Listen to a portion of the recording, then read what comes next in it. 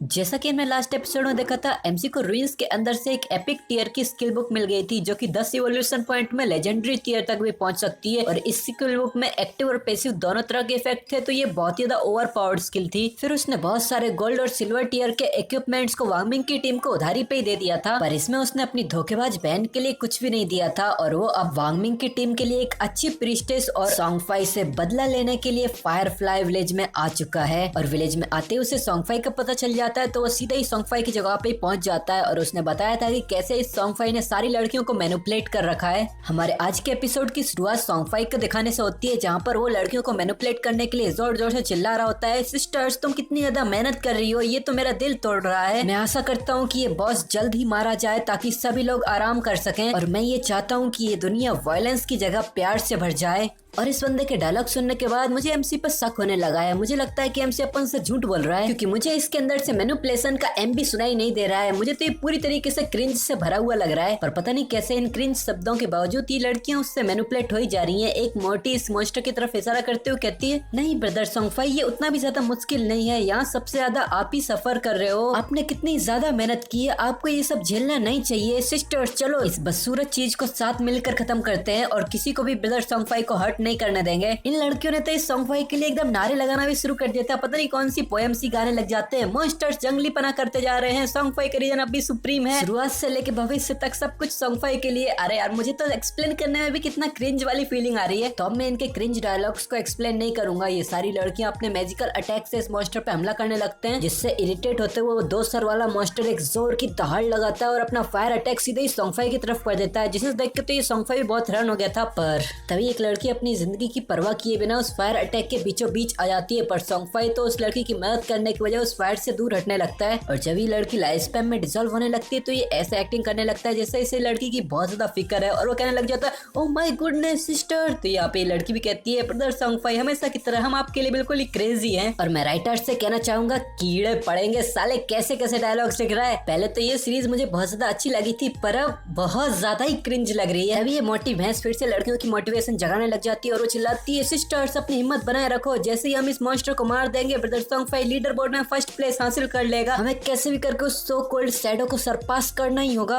ये मोटी भले ही कैसी हो, पर इसकी मोटिवेशन लाइंस जरूर काम कर जाती हैं। इन सारी लड़कियों में अब जोश बढ़ जाता है और ये जोर जोर से अपने क्रिंज डायलॉग्स मारते हुए अपने मैजिक पावर का इस्तेमाल करने लगते हैं। और इनके हमलों के बाद फाइनली ये मॉन्स्टर थोड़ा बहुत कमजोर पड़ने लगता है। इसकी हेल्थ भी कम हो चुकी थी। ये देख के अब सोंगफाई सोचता है, फाइनली ये बस मरने ही वाला है। और अगर ये सिल्वर टियर का बॉस ही मारने में इतना ज्यादा मुश्किल है, तो आखिर कोई गोल्ड टियर के बॉस को अकेले कैसे मार सकता है। वो बंदा शैडो जरूर किसी बग या ग्लिच का इस्तेमाल कर रहा है। मेरे पास मदद करने के लिए इतने सारे लोग हैं और उसके बावजूद मैं बस लेवल 7 पे ही पड़ा हुआ हूँ। पर आखिर इस दुनिया में ऐसा भी कौन सा बग है जिससे वो इतनी तेजी से लेवल अप कर रहा है। फिर वो बहुत खुश होने लगता है और वो खुशी से मन में सोचता है, जैसे ही मैं सिल्वर टियर के बॉस को मार दूंगा, मैं सीधा लेवल 8 तक पहुंच जाऊंगा। फिर वो मनी में सोचता है कि वो शैडो बंदा तो सदियों से लेवल 9 पे ही अटका हुआ है। मैं बस एक ही झटके में इसको पार कर जाऊंगा और गॉड फॉरसेकन गेम का नंबर 1 प्लेयर बन जाऊंगा। पर तभी इसके सपनों पर पानी फेरने के लिए शैडो आता है, सीधे इसका मुंह पकड़ता है और उसके गले से उसका मुंह उठा के दूर निकल जाता है। और लिटरली उसने सीधा उसका सर उसकी गर्दन से अलग कर दिया था, बस एक ही झटके में। और ये देखने के बाद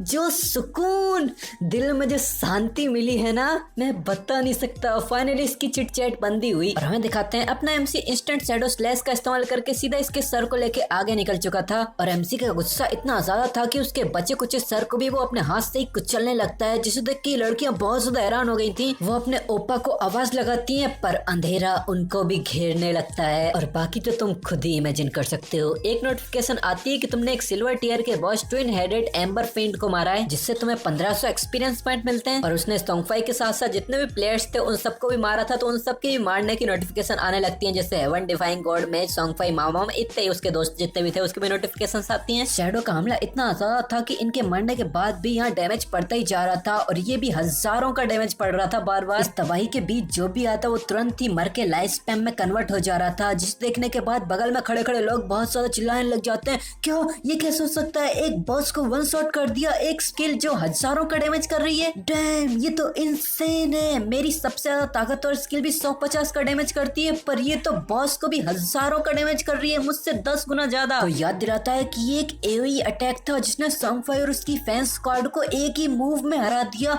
आखिर ये असैसिन है कौन? दूसरा याद दिलाता है कि क्या ये शैडो हो सकता है? इसे शैडो ही होना चाहिए जिसने दुनिया में सबसे पहले गोल्ड टियर के बॉस मॉन्स्टर को मारा था। आखिर और कौन ही इतना ज्यादा ताकतवर हो सकता है? सभी लोग पीछे हट जाओ, एक्सपर्ट को अपनी लूट लेने दो। एमसी अपनी लूट कलेक्ट करने के लिए आगे बढ़ने लगता है तो पीछे सभी लोग शैडो के नाम के नारे लगाने लग जाते हैं कि शैडो ने बस सॉन्गफाई और उसकी टीम को ही खत्म किया है, जिसने बहुत सारे इविल काम किए थे। उसने हमारे ऊपर एक एहसान किया है। हाँ सच में एक्सपर्ट तो सच में बहुत ज्यादा ओपी हैं और सारे एक्सपर्ट के नाम के नारे लगाने लग जाते हैं। कुछ तो अपने प्यार का इजहार करने लग जाते हैं। इनके बारे में सुन के अपना एमसी सोचता है हाँ, ये लोग बस डर रहे हैं कि मैं इन लोगों को मारने पे ना उतर रहा हूँ। अगर ये मेरी पिछली जिंदगी होती तो ये सब तो मुझे मारने के लिए गैंग अप कर चुके होते। फिर हमारा सीन चेंज होकर फायरफ्लाई टाउन के टेलीपोर्टेशन डिवाइस के पास आता है जहाँ पर सॉन्गफाई और उसकी पूरी गैंग टेलीपोर्ट होकर आ चुकी है। सॉन्गफाई के पास एक नोटिफिकेशन आती है कि तुम शैडो के द्वारा मारे जा चुके हो। तुमने 1106 दिनों की ट्रेडेबल लाइफ स्पैम खो दी है और 18 साल 113 दिनों की नॉन ट्रेडेबल लाइफ स्पैम खो दी है। पर यहाँ सॉन्गफाई मरने के बाद बहुत कंफ्यूज लग रहा था और वो कहता है क्या मैं मारा गया और मुझे शैडो ने मारा? पर इस जांघाई सिटी में कई 100 स्टार्टर टाउन हैं, उसके बावजूद ये शैडो यहाँ फायरफ्लाई टाउन में ही क्यों आया है? क्या उसे मेरे ही टाउन में आके मेरा ही बॉस किल चुराना था?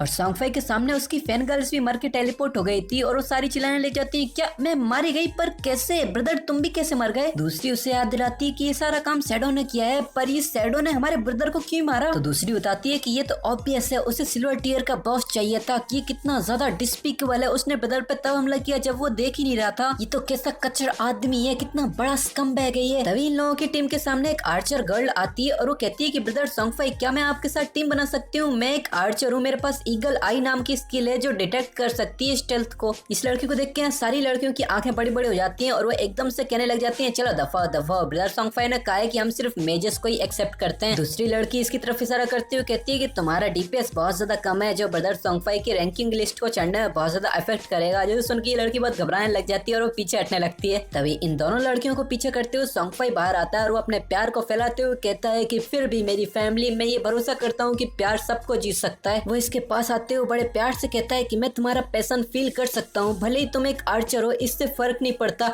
आ जाओ, हमें ज्वाइन करो और हम साथ मिलकर ग्रो करेंगे। और सॉन्गफाई के हाथ पकड़ने से इस लड़की का चेहरा टमाटर की तरह लाल पड़ने लग जाता है। ये बहुत ज्यादा ही शर्माने लग जाती है, इसके सारे होलों से पानी बहने लग जाता है। ये तो इतनी ज्यादा खुश हो गई थी कि इसे समझ में नहीं आता कि अब क्या बोले और वो सीधे ही सॉन्गफाई के सामने अपना प्यार का इजहार ही करने लग जाती है। इस लड़की को सक्सेसफुल होता देख के बगल में खड़ी और भी लड़कियां चिल्लाने लग जाती हैं ब्रदर सॉन्गफाई मैं एक असैसिन हूँ, अगर आप मुझे साथ में लेके चलते हो तो मैं भी स्टेल्थ का यूज कर सकती हूँ और मैं उस शैडो को अपनी मेडिसिन का स्वाद चखाऊंगी। एक मेज गर्ल कहती है कि ब्रदर सॉन्गफाई मैंने एक आइस क्राउड कंट्रोल स्किल को याद किया है, मैं उसको फ्रीज कर सकती हूँ। ये सॉन्गफाई भी अपने क्रिंज डायलॉग्स मारना कंटिन्यू रखता है कि मेरी फैमिली, हम सब प्यार से भरे हुए एक ही परिवार है, जो भी हमें ज्वाइन करना चाहता है उन सबका स्वागत है, आ जाओ हम सब साथ मिलकर एक साथ खड़े रहेंगे। पीछे वाली लड़कियां तो सारी पागल हो रही हैं, दफा करो, मैं इनको एक्सप्लेन भी नहीं करने वाला हूँ। ये सारी नारे लगाने लग जाती हैं। ये सारी सॉन्गफाई के प्यार में पागल लड़कियां एमसी के बारे में सब बुरा भला कहने लग जाती हैं, शैडो को गालियां देने लग जाती हैं और सॉन्गफाई के नारे लगाने लग जाती हैं। इन सब ने जो पोएम बनाए थे उसी का ही पोएम दोहराने लग जाती हैं और चिल्लाने लग जाती हैं हम बदला लेंगे, हम ब्रदर का बदला लेंगे, हम उस शैडो को मार के ब्रदर सॉन्गफाई का बदला लेंगे। ये सारी पागलपंती देख के पीछे दो आदमी आपस में बात करने लगते हैं। अभी इतना ज्यादा शोर शराबा क्यों हो रहा है? आखिर अब वो छोटा सेलिब्रिटी और क्या करना चाहता है? तो दूसरा बंदा थोड़ा ठड़ाके मार के हंसने लग जाता है और वो कहता है क्या तुमने सुना नहीं, वो बाहर जाके कहीं पर मर गया। इसे सुनने के बाद कितना ज्यादा मजा आ रहा है मुझे। तो दूसरा कंफ्यूजन में कहता है हाँ, इतनी सारी लड़कियां उसे प्रोटेक्ट कर रही हैं, आखिर ये कैसे ही मर सकता है? तो दूसरा बताता है इसे शैडो ने मारा है, अब क्या मुझे कुछ और बताने की जरूरत है? जो सुन के ये बंदा इतना ज्यादा एक्साइटेड हो जाता है कि जोश के मारे चिल्लाने ही लग जाता है डक, शैडो तो सच में एक लेजेंड है, पर शैडो की हिम्मत को भी मारना पड़ेगा, वो ऐसे चूतियों के ग्रुप से भिड़ गया। ये पागल लड़कियां तो सच में बहुत ज्यादा क्रेजी हैं। और सामने वो लड़कियां सॉन्गफाई के प्यार में रोते रोते नारे लगा के आगे बढ़ रही होती हैं। यहाँ सॉन्गफाई इनके प्यार को फील करते हुए मनी मन सोचता है बहुत अच्छे, अब यहाँ इतने सारे लोग देख रहे हैं, अब बस एक बार में उस शैडो को मार दूं तो पूरी दुनिया को पता चल जाएगा एक अकेला भेड़िया कितना ही ज्यादा ताकतवर क्यों ना हो जाए, उससे कुछ फर्क नहीं पड़ता। स्पेशली ये मक्खियों जैसा असैसिन, एक लुल्लू पुच्चू सा छोटा सा असैसिन, आखिर इस जैसा छोटा सा इंसान मेरे जैसे नोबल मेज के साथ कंपेयर भी कैसे हो सकता है? दूसरी तरफ शैडो इन्हीं लोगों की लूट के ऊपर अपनी ग्रीडी हैंड स्किल का इस्तेमाल करता है जिससे उसे 16 इवोल्यूशन पॉइंट्स मिल जाते हैं, 217 दिनों की ट्रेडेबल लाइफ स्पैम मिलती है, 6 सिल्वर टियर की लूट मिलती है और एक गोल्ड टियर की लूट भी मिलती है। इवोल्यूशन पॉइंट्स आने के बाद शैडो बिना समय गवाए अपनी बिस्टॉल ऑफ मर्सी एक एपिक टियर की स्किल को लेजेंडरी टियर में इवॉल्व करने के लिए कह देता है। ऑर्डर मिलते ही उसके 10 इवोल्यूशन पॉइंट काट लिए जाते हैं। उसके पास 9 इवोल्यूशन पॉइंट्स ही बचे हैं और उसकी बिस्टॉल ऑफ मर्सी एपिक टियर से लेजेंडरी टियर में पहुंच चुकी है। उसका पैसिव इफेक्ट जो वीक पॉइंट हिट करेक्शन में 100% का डैमेज देता है, अब वो 200% का डैमेज देगा, तो उसका weak point damage multiply double ही हो गया है। उसका एक्टिव इफेक्ट थ्रेट स्लॉट जो पहले 100% का ज्यादा डैमेज करता था 3 सेकंड तक, अब वो 150% का डैमेज करेगा 3 सेकंड तक। इसका कूलडाउन पहले 30 सेकंड का था, अब 25 सेकंड का हो गया है। पर पहले के 30 सेकंड का कूलडाउन भी एमसी की कूलडाउन रिडक्शन स्किल की वजह से 22 सेकंड पे आ चुके थे और अभी के 25 सेकंड का कूलडाउन भी बस 18 सेकंड का ही हो गया है। एमसी एक इमेज के थ्रू आसानी से बताता है कि 200% वीक पॉइंट डैमेज करेक्शन, इसका मतलब कि अब मेरे टारगेट का वीक स्पॉट 2 गुना ज्यादा बड़ा होगा। अगर किसी को समझ में नहीं आया तो इस इमेज में देख लो, किसी का भी वीक पॉइंट उसका सर होता है, पर इसकी एपिक टियर की स्किल की वजह से इसका वीक पॉइंट इंक्रीज होकर इसकी छाती तक आ चुका है, पर इसके इवोल्यूशन के बाद इसका वीक पॉइंट कितना ज्यादा बड़ा हो चुका है। और ये देख के शैडो भी बहुत हैरान था और वो बहुत ही हैरानी से कहता है ये तो अगर थोड़ा और बड़ा हो गया तो मेरे दुश्मन की आधी बॉडी तो वीक पॉइंट ही मानी जाएगी। इवन मेरा इंस्टेंट शैडो स्लैश भी अब वीक पॉइंट डैमेज को ट्रिगर कर सकता है। और इसके थ्रोट स्लिट के डैमेज में भी कितना बड़ा बूस्ट मिला है। इसका कूलडाउन भी 30 से 25 सेकंड पे आ चुका है। इससे तो हो सकता है कि मैं किसी गोल्ड टियर के बॉस को भी वन शॉट कर पाऊं। पर एमसी जब इस स्किल को और भी ज्यादा इवॉल्व करने के बारे में सोचता है तो उसके सिस्टम में चेक करके वो कहता है क्या एक इनिशियल एपिक टियर की स्किल लेजेंडरी टियर में इवॉल्व करने के लिए 10 गुना ज्यादा इवोल्यूशन पॉइंट लेती है, पर अब लेजेंडरी से मिथिकल टियर में जाने के लिए अचानक से इसको 100 गुना ज्यादा इवोल्यूशन पॉइंट चाहिए। इसे लेजेंडरी से मिथिकल टियर में इवॉल्व करने के लिए पूरे 200 इवोल्यूशन पॉइंट चाहिए। फिर वो सामने पड़ी लाइफ स्पैम को डिसॉल्व होते हुए देखता है और वो कहता है कि अगर ऐसा ही चलता रहा तो मेरी ग्रीडी हैंड स्किल को एपिक टियर से लेजेंडरी टियर में जाने के लिए 210 इवोल्यूशन पॉइंट लगेंगे और लेजेंडरी से मिथिकल टियर में जाने के लिए 3400 इवोल्यूशन पॉइंट।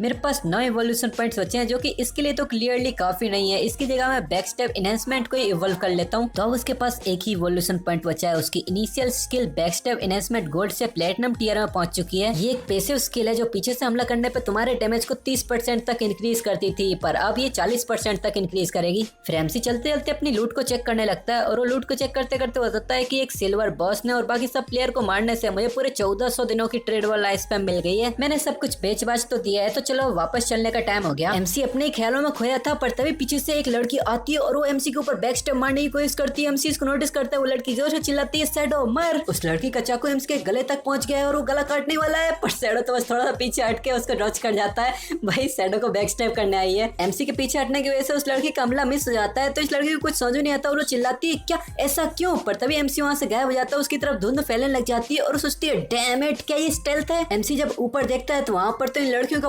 पूरा झुंड आ चुका था। वो जोर चिल्ला रहे थे मर अगली शैडो, आज तो यही पे नहीं मरेगा। और सारी की सारी लड़कियां पूरे जोश के साथ अपनी आइस फायर विंड अलग अलग एलिमेंट के पावर्स को एक्टिवेट करने लग जाती हैं। वो जोर चिल्ला रही होती है कि हमें ब्रदर सॉन्ग फाई का बदला लेना ही होगा।